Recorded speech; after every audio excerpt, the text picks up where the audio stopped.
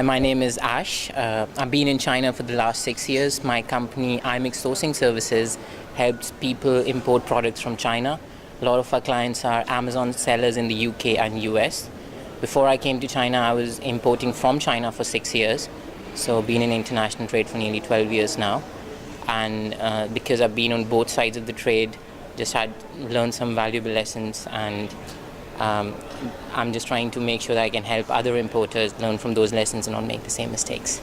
My presentation was about the lessons I've learned sourcing in China and the mistakes I've made and some of the strategies for Amazon sellers.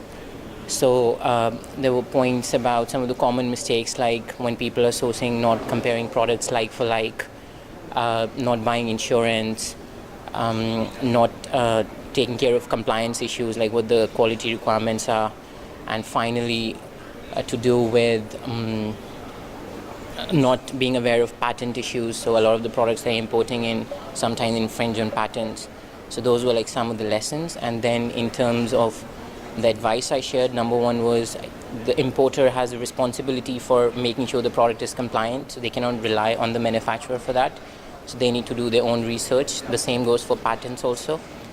It's important to do good product research before you bring products in, because the last thing you want is to be stuck with a lot of unsold inventory.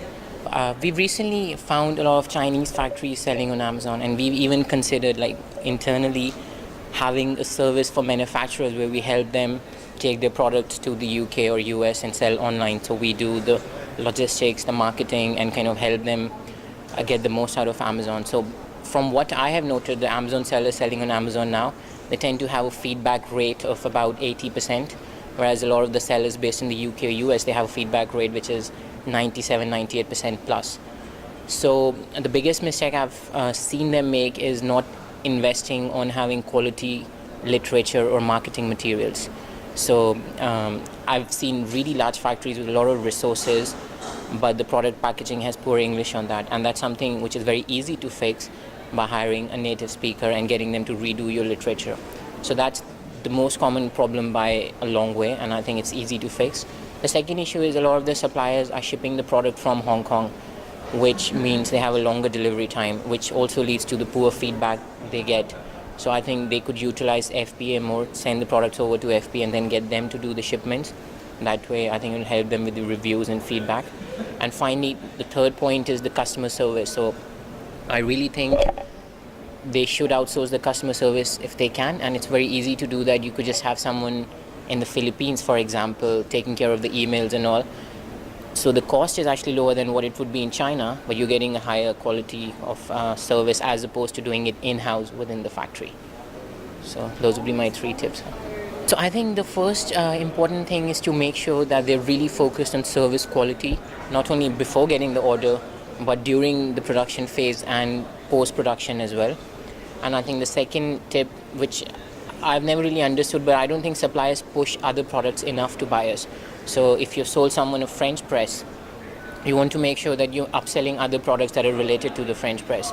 So I think suppliers could be more active in upselling related products to buyers. Online sellers, or especially Amazon sellers, tend to have smaller orders to begin with, and like we saw in the supplier panel yesterday, that puts off a lot of the sellers because they like large orders.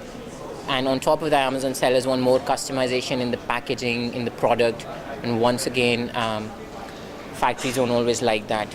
So I think the best way to deal with this is suppliers, you try and really focus on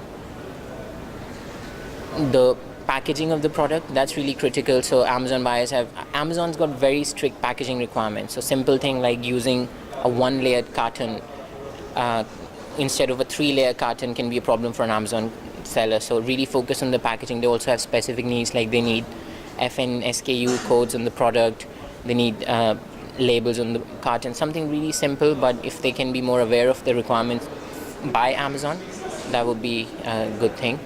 Other than that, I think focusing on the detail is very important, because on Amazon, if you have a small problem with the product, you'll get a negative review. And people, especially in the US, but also in the UK to some extent, are quite active in leaving reviews online. So it's important that they focus on the detail. A good example of this would be like, as a buyer, I need a product with a specific green color. Each color has its own color code.